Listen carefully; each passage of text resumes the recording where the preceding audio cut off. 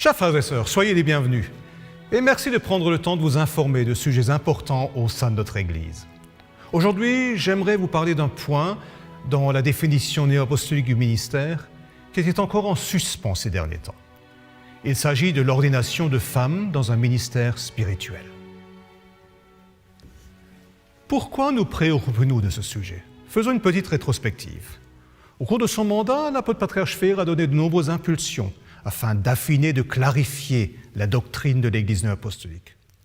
L'apôtre patriarche Léber a poursuivi ce travail. Durant son exercice ministériel, nous avons développé notre définition de l'Église et des sacrements.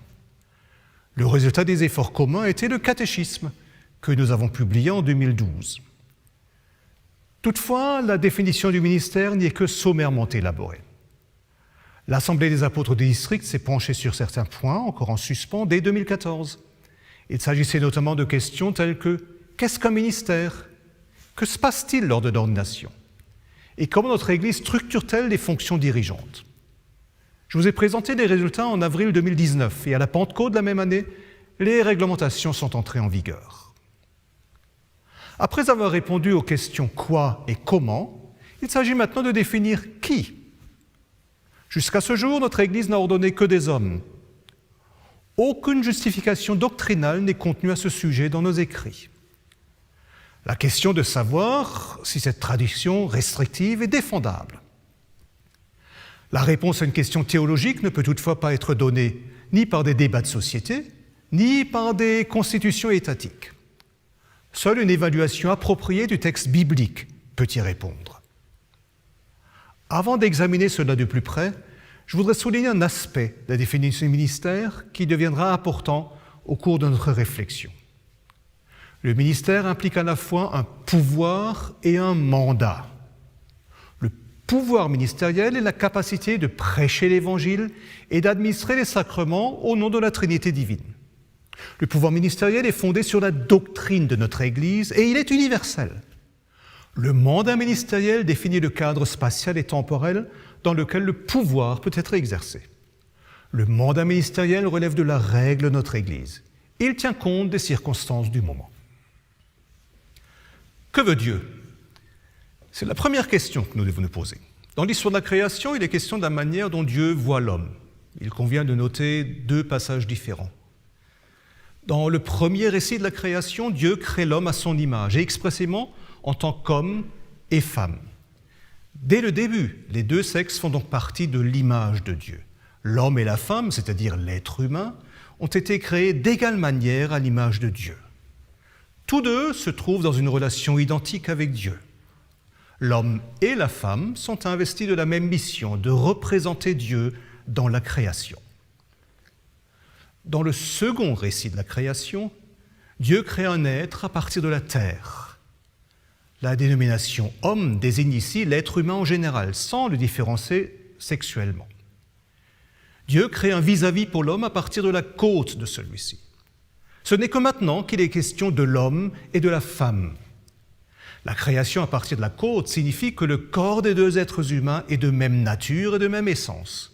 Ils sont faits de la même matière. Un rapport hiérarchique entre l'homme et la femme n'apparaît dans la Bible qu'après la chute dans le péché.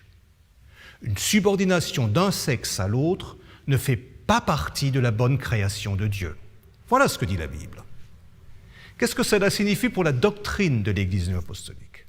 L'Église néo-apostolique enseigne que l'homme et la femme ont été créés à l'image de Dieu. Ils possèdent la même nature et la même dignité. Tous deux sont appelés d'égale manière à dominer. Ils doivent préserver et façonner la création. Cela implique également que la femme et l'homme en sont responsables d'égale manière.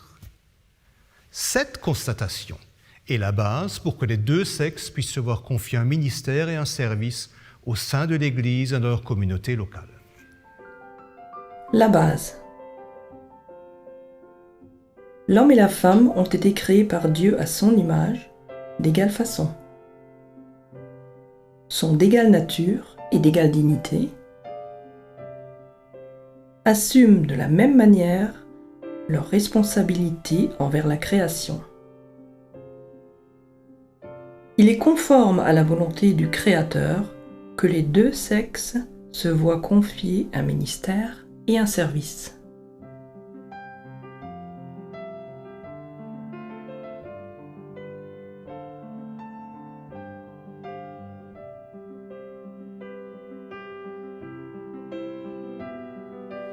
Que nous enseigne Jésus-Christ? Les évangiles rapportent que Jésus a enseigné les femmes, les a guéries et a pris soin d'elles. Dans l'entourage immédiat de Jésus, on ne trouve pas seulement des hommes, mais aussi un grand nombre de femmes. Les femmes s'étaient jointes à la communauté des disciples et la soutenaient, notamment financièrement. Les femmes ont suivi Jésus jusque sous la croix. Les femmes ont été les premiers témoins de la résurrection du Seigneur et en ont parlé aux disciples. En diffusant ce message, elles ont joué un rôle essentiel dans l'apparition de l'Église par la proclamation de l'Évangile. En ce qui concerne le ministère, l'exemple de Christ est d'une importance capitale. Il n'a donné lui-même qu'un ministère à son Église, à savoir l'apostolat. C'est l'apostolat qui a le devoir et la responsabilité de définir ensuite la structure ministérielle au sein de l'Église. Et c'est là que l'on constate, bien que Jésus ne partageait pas les réserves de son époque à l'égard des femmes, il n'appelait que des hommes dans le cercle des apôtres. Comment cela se fait-il? Jésus lui-même n'a donné aucune justification à cela. Il ne s'est jamais exprimé à ce sujet. Nous devons donc interpréter sa décision. Nous pouvons supposer que ce choix avait aussi des raisons tout à fait pratiques et historico-culturelles. Annoncer l'Évangile ne pouvait au début se faire que dans les synagogues. Or, à l'époque, seuls les hommes juifs pouvaient s'y exprimer. Le choix de Jésus est donc lié à des aspects qui, selon notre conception actuelle du ministère, ne relèvent pas du pouvoir ministériel, mais du mandat ministériel. Il ne s'agit pas de savoir si les femmes pouvaient être investies de pouvoir, mais si elles avaient la possibilité d'accomplir une mission. Déduire des faits et gestes de Jésus que seuls des hommes peuvent être ordonnés conduit dans une impasse. En toute logique, nous devrions alors dire aussi que seuls les Juifs peuvent être apôtres, parce que Jésus n'a appelé que des Juifs, ou que seuls ceux qui ont accompagné le Seigneur peuvent être ses apôtres. À l'aune de ce critère, Paul n'aurait déjà plus été un apôtre. Et la réoccupation de l'apostolat au cours des dernières 190 années aurait été complètement remise en question. Quel enseignement pouvons-nous tirer de ces considérations? Jésus n'a rien dit sur la possibilité de confier un ministère à des femmes au sein de son Église. L'exemple de Jésus ne permet pas de conclure clairement si l'ordination des femmes est possible ou non. C'est pourquoi nous ne pouvons pas en tirer des conclusions contraignantes pour l'Église. Retenons cependant ceci. Ni les paroles ni les actes de Jésus ne nous autorisent à contrevenir à la volonté du Créateur qui a mis clairement l'homme et la femme sur un même pied d'égalité. Que nous enseignent les épîtres apostoliques? Cette question constitue le prochain jalon de notre parcours à travers la Bible. Le Nouveau Testament dresse ici un tableau assez contradictoire, dont on ne peut pas tirer de conclusion claire pour le présent. D'un côté, il existe des témoignages qui font état d'une participation intensive des femmes à la mission, à la vie de la communauté et aussi aux activités cultuelles. En particulier, dans les communautés auxquelles Paul avait accès, les femmes jouaient un rôle important. Elles occupaient des fonctions de direction de la communauté et participaient de manière active à la proclamation de l'Évangile parmi les païens. L'Épître aux Romains évoque par exemple une femme nommée Phoebé qui accomplit un ministère diaconal, ou encore Prisca qui dirige une communauté domestique avec son mari. Et dans la première Épître aux Corinthiens, il apparaît clairement que les femmes étaient tout aussi actives que les hommes au cours du service divin. Elles priaient et prophétisaient. Et ce discours prophétique visait, tout comme la prédication, à transmettre l'Évangile. D'autres textes bibliques plus récents s'opposent clairement à une participation active des femmes à la vie de la communauté. Elles ne sont plus associées au travail missionnaire. Ces passages se trouvent essentiellement dans les épîtres pastorales. Ils comprennent entre autres l'interdiction faite aux femmes de prendre la parole dans les assemblées. Et cette injonction est justifiée par le fait que le péché est entré dans le monde par Ève. Cette explication est toutefois en contradiction avec les épîtres de Paul dans lesquelles Adam ou l'homme est tenu pour responsable. Les passages des épîtres pastorales qui s'opposent à la participation des femmes se rapportent aux différentes activités au sein de la communauté. Ils ne relèvent donc pas, selon notre définition, du pouvoir ministériel, mais du mandat ministériel. Des textes correspondants manquent d'une justification théologique solide. Ils sont liés à leur époque et ont généralement une orientation résolument utilitaire. Pour l'Église néo-apostolique, il est donc clair que les passages isolés des épîtres néo-testamentaires qui interdisent aux femmes de participer activement au service divin et aux activités de la communauté ne constituent pas une raison suffisante pour exclure les femmes du ministère. Que nous enseigne l'Église? Au sein des communautés apostoliques catholiques et aussi des communautés néo-apostoliques, Il y avait des femmes qui œuvraient en tant que diaconesses. Il est probable que les diaconesses néo-apostoliques n'étaient pas ordonnées, mais qu'elles recevaient également une bénédiction spéciale, comme dans les communautés apostoliques catholiques. Jusque dans les années 50, les diaconesses ont principalement œuvré dans des tâches pastorales et caritatives. Puis cette tradition a pris fin, sans autre justification. Par la suite, la question de l'ordination des femmes dans le ministère n'a été traitée qu'avec beaucoup de retenue et tout au plus mentionnée dans des remarques marginales. Jusqu'à présent, il n'y a pas eu de déclaration officielle et doctrinalement fondée de l'apostolat sur le thème « La femme et le ministère ». Je voudrais tirer ici une conclusion provisoire. L'examen des textes bibliques montre clairement « Devant Dieu, la femme et l'homme ont la même dignité, la même valeur et la même mission ». Nous tirons cette conclusion de l'histoire de la création. Ni l'exemple de Jésus-Christ, ni l'enseignement des apôtres ou notre propre tradition ne fournissent de raisons valables pour s'opposer à l'attribution de pouvoir ministériel aux femmes. S'il était interdit d'exercer aux femmes d'exercer un mandat ministériel, c'était en raison de circonstances extérieures. Le bilan intermédiaire. Devant Dieu, le Créateur, l'homme et la femme sont égaux en droit. Il n'existe aucune raison impérieuse de faire des différences, que ce soit en Jésus-Christ, que ce soit dans l'enseignement des apôtres, que ce soit dans la tradition néo-apostolique.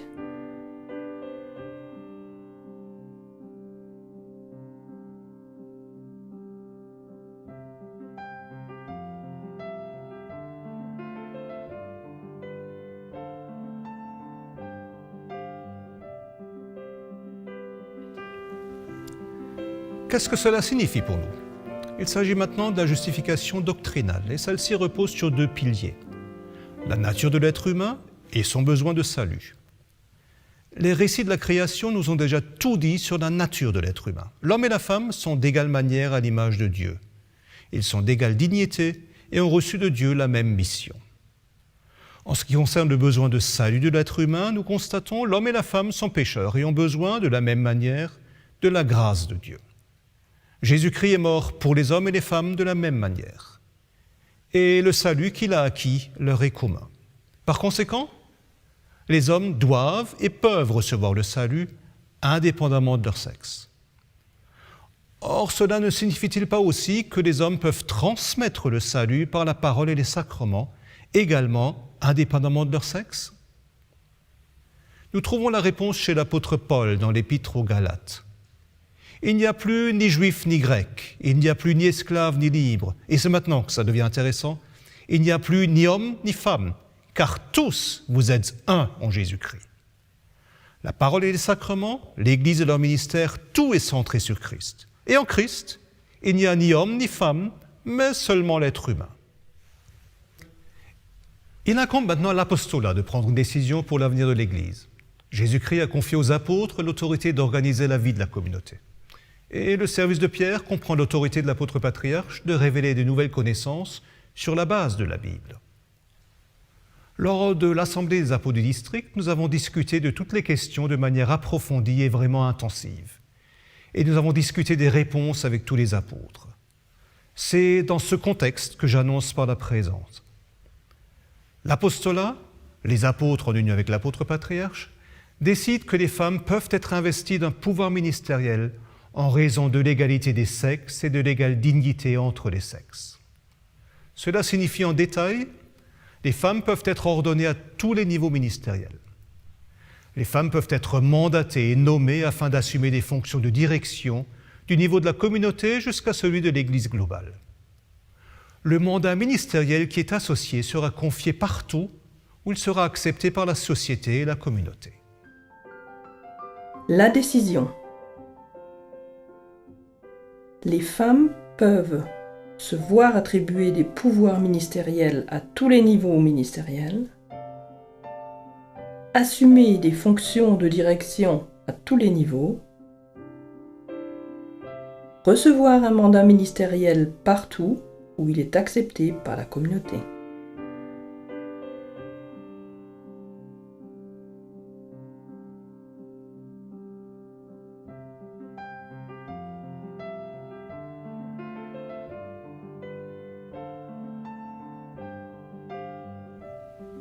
permettez-moi encore de souligner quelques points qui me semblent très importants.